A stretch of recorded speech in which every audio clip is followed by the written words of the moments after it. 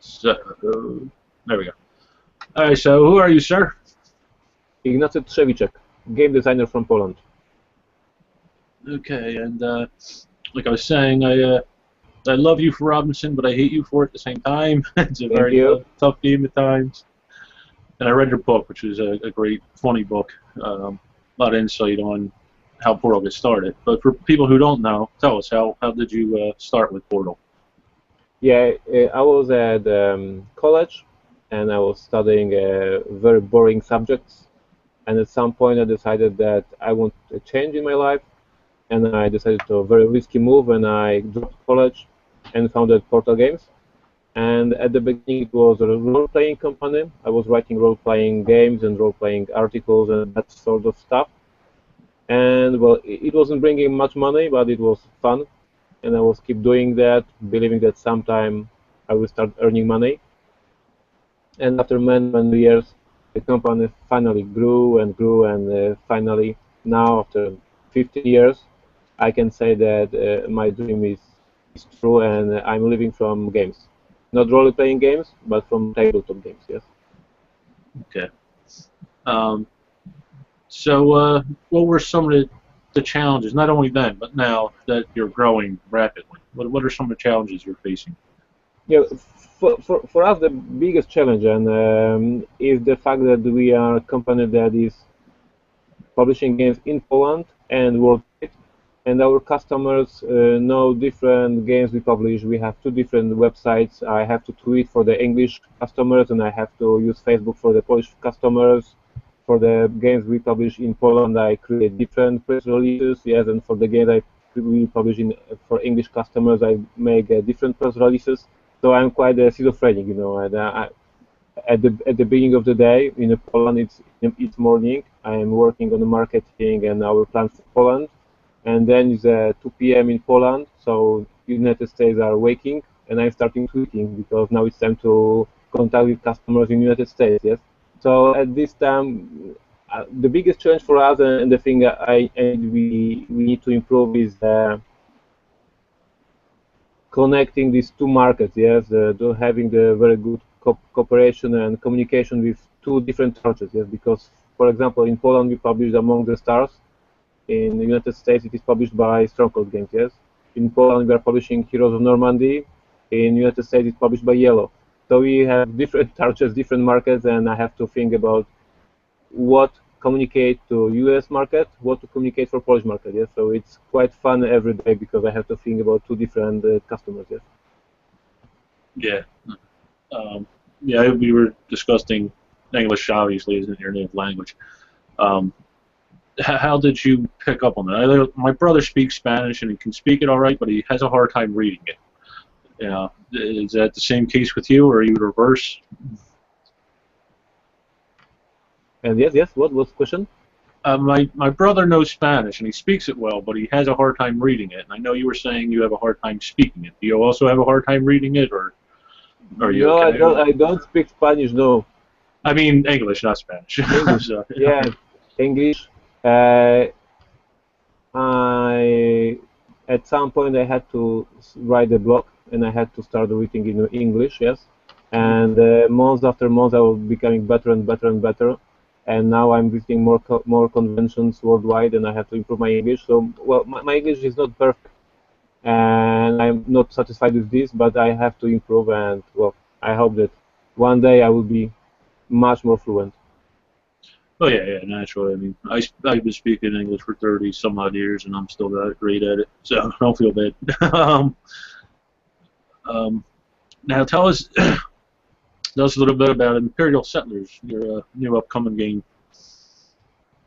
Yeah, this is a game we are releasing for GenCon. This is our huge step for us because you know, for years we are releasing games in Poland, and then we were releasing games for Essen, and this is Germany, which is very close to Poland.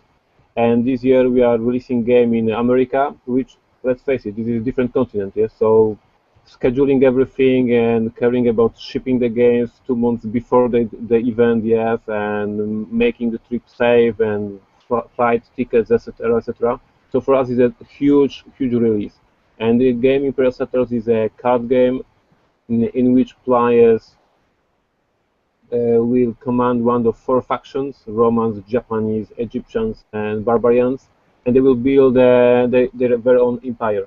During the game, players have their own cards, and they put them into the play, and these are taverns and some castles and villages, etc., etc. And during the game, you see how your empire is growing, and each card you put into the play brings you some new abilities. So with each round, your empire is working better, yes, and more smooth, and bring you some victory points and abilities.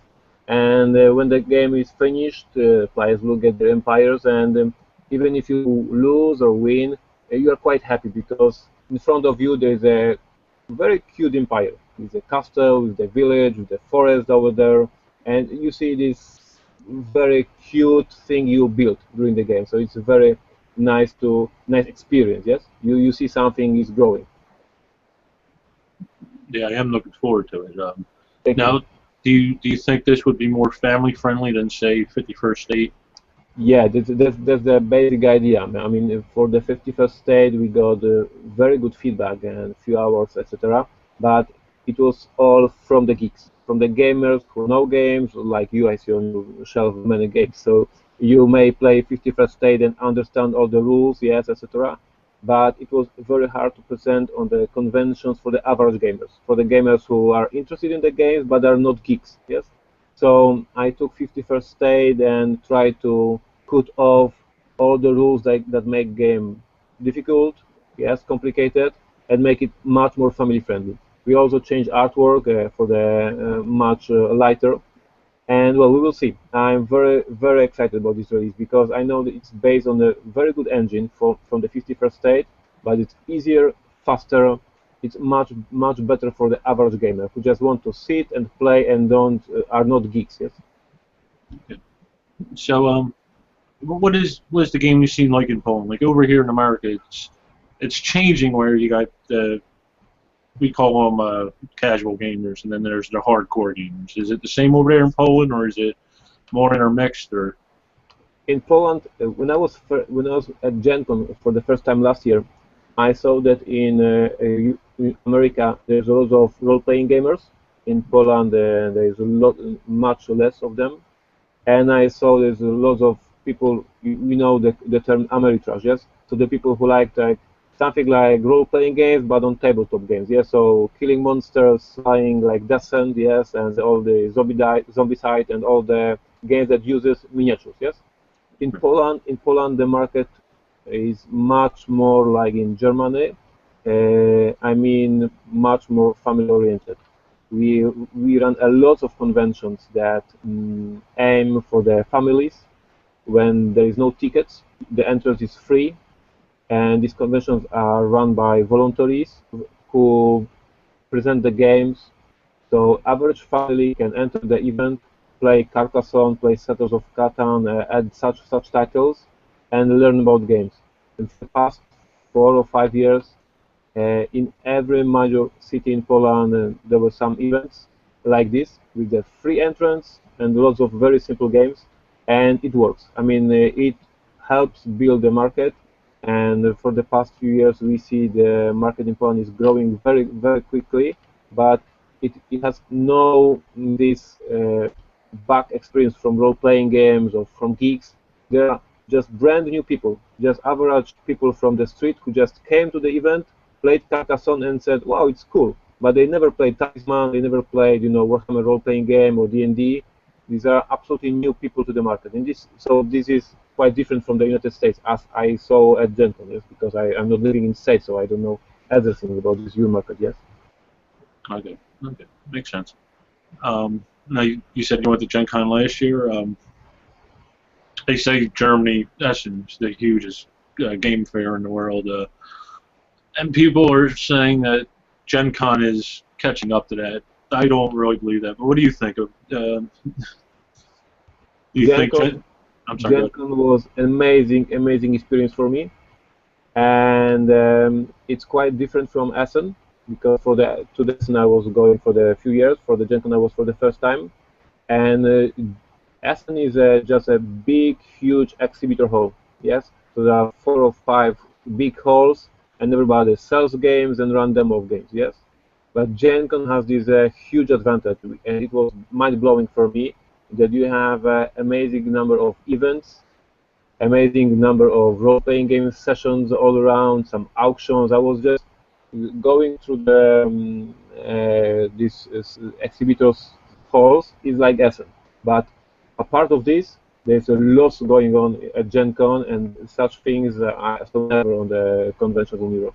I mean, so many role-playing games, so many auctions, so many playing areas, people playing in hotel rooms. I mean, it was absolutely amazing, and the number of events, well, it's absolutely super, and that's why I want to be at GenCon every year, because it is amazing. And there's one event I would really like to be, the True Dungeon. Yes, this is something amazing, and I have no time for it, but maybe in the future. But True Dungeon is something super cool. Yeah, I'm hoping to go this year.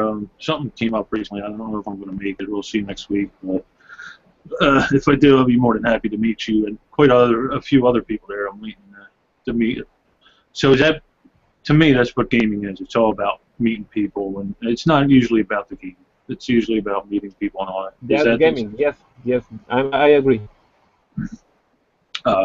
So when you're designing a game, do you have that in mind, the interaction between people, or is it just you get an idea and you want to just run with it? No, for me, it's absolutely the most crucial thing is people at the one table interacting with them. So you said you played Robinson Crusoe.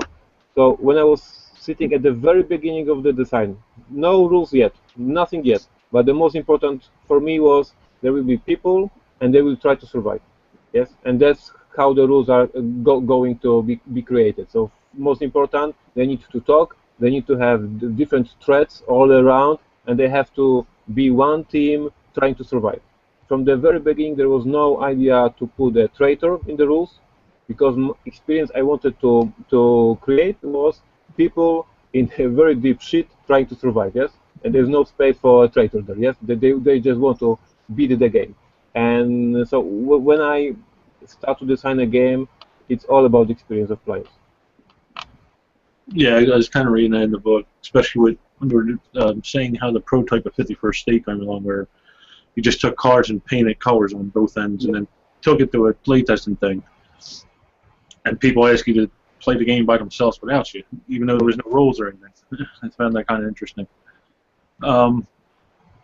So, other than Imperial Settlers and GenCon, what else is coming up on the horizon for Portal? Yeah, we are working on a sci-fi game for the next year, and this game is, something like StarCraft. I mean, there is a land, and there are 4 different factions, and they fight for the dominance on the land. So you will be recruiting forces. You will be building new buildings that give you some new powers, yes, and you want to have as much land for you as possible, yes. So this is the game we test in the office right now, and it will be ready for the next year. We will have, of course, many expansions for the Hiroshima Hex, for Imperial Settlers, for Tezos, etc., etc. And I think I will be making a new game, but I will say more about this next year. And we consider, I will talk with the fans in the next few weeks and months. But the 2 projects we have and we consider to do.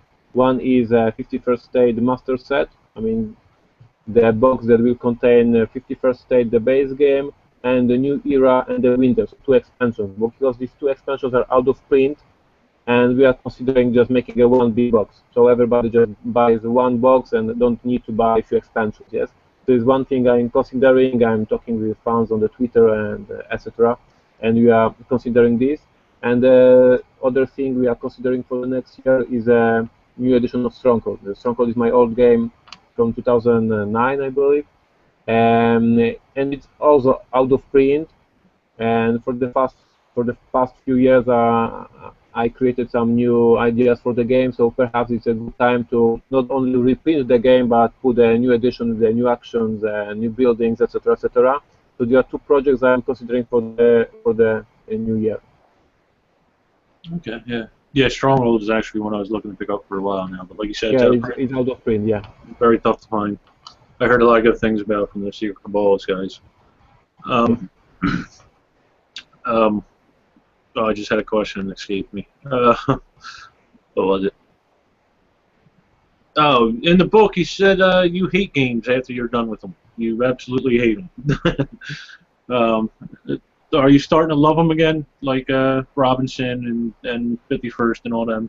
With Robinson, I believe I will never love it because I have to work with this. Look, I don't know if my camera will show it. If it's possible. Yes, yeah. This is another scenario for Robinson. So I have to support the game all the time. So I have to play it all the time. So I don't have a break from the game. Yes. With the Stronghold game, after it was published, I created an expansion called Undead, and I really hate this game. But then for the 3 or 4 years, I haven't played it. So now I'm again in love with the game. I had a 4 years break, and I'm ready to play it with energy and passion and with love again. For the Robinson Crusoe, I'm stuck with the game for the rest of my life. Yes, I have to design new scenarios and new promo cards, etc., etc. So, yes, I hate Robinson.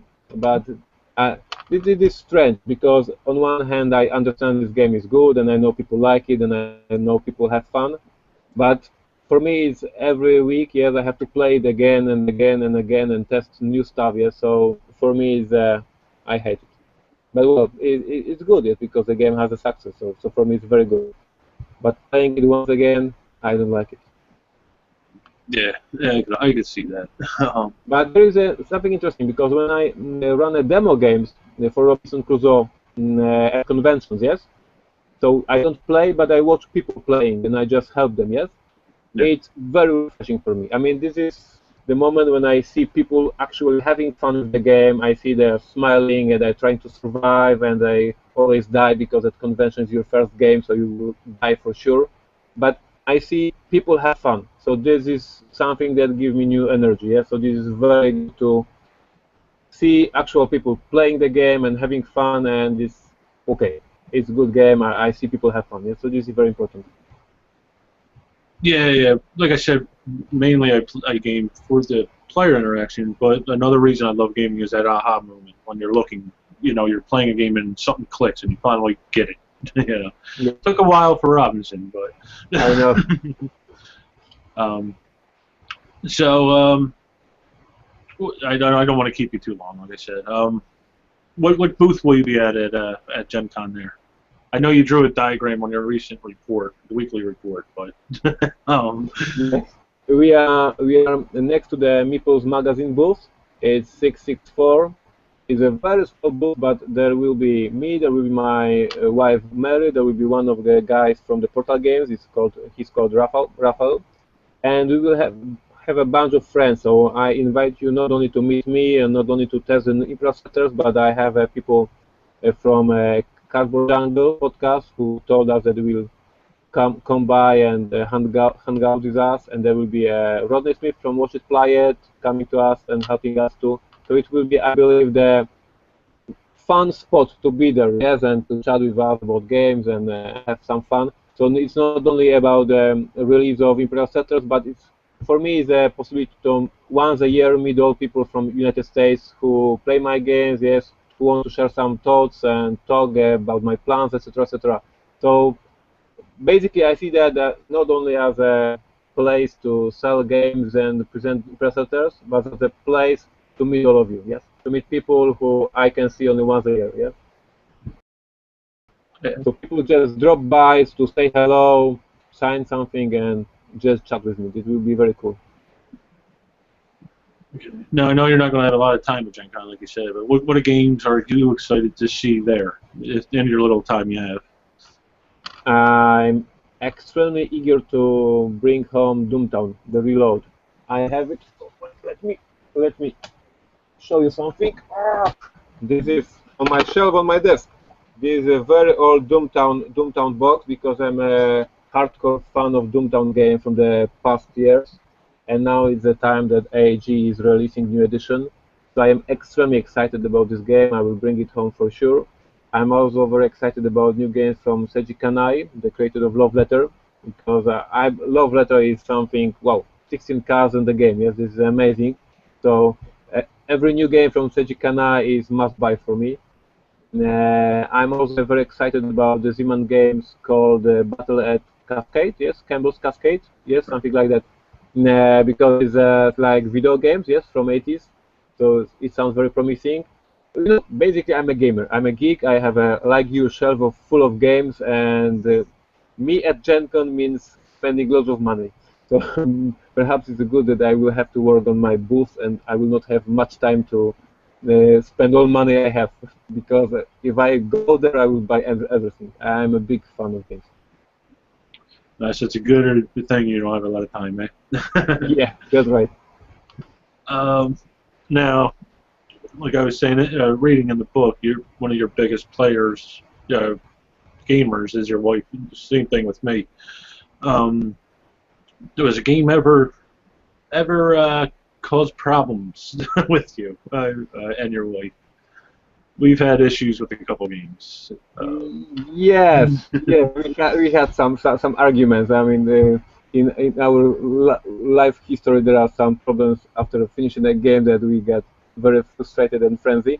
But yes, this is gaming experience. Yes, and sometimes we laugh, sometimes we have argument, and I love it. I mean, the emotions at the table are great, and playing with my wife, and I'm very happy that she plays the games, war games, Euro games. She plays everything, and she loves the games. And when we spend the evening playing the games, it's very cool. Yeah, I'm very lucky in that respect too. Now your kid is are they at the age yet where you're going to introduce them to them, or are they still a little too young? My youngest girl is 6 years old, so she's 6. And among our all kids, she's the most dedicated gamer. She really likes games, and she helps my wife because my wife is a teacher, and my wife runs a board games club in the school. So they play every once a week. There's for the kids, yes. And my daughter is going there, and she's a volunteer who explains the rules, which is very fun because she takes kids games, other kids sit around the table, and she's explaining how to play. And I think that games are very good for children because they lose them what's the fair play, how to win, how to lose, yes, how to interact with other people. So I'm very proud that my children play the games. I don't force them to play the adults games. I don't force them to play complicated games. I just keep them playing simple games for the kids, just to have fun, yes, so they understand that board games are fun. Board games is something pleasure, yes, and they learn at the same moment. Yes, they learn about communication with other people. They learn fair play, etc. Yeah, yeah. I've always found the best way to get to know somebody is by playing a game with them, and I'm sure children do that much better because they're with adults you tend to close up a little bit, where children aren't like that. Yeah. So, like I said, I know you don't want to. I didn't want to keep you long. Is there anything else you would like to talk about before we go, or? I would like to say that people come to GenCon and meet me because I'm so excited. I mean, I don't know if I'm afraid of flying. I'm afraid of planes. And the next in a few days I'm going to go to the plane and I will be scared for the 8 hours. I mean, this is 8 hours of me being like this and praying to not be destroyed. So, but I'm going to GenCon because I love to be there, to meet other people. So, people, if you are there, go to our booth and say hello, just shake a hand, because I'm going there. I will be 8 hours terrified in the plane. So you have to meet me and say, man, you were courageous and welcome in America. So I want to meet you all, gentlemen. They made this lovely thing called alcohol, vodka, whiskey. That's the option. All right, so like I said, well, thanks for doing this. I don't want to keep you. Thank you for having me. Thank you for having me. Thank you. No problem. Unfortunately, like I said, it's off time here in America, so not a lot of people are watching. So there wasn't any questions. So, but thanks for watching, and or thanks for agreeing to do this, rather. And thank you. Have fun at GenCon. See you at GenCon. I hope you make it. Thank you. Bye. Bye.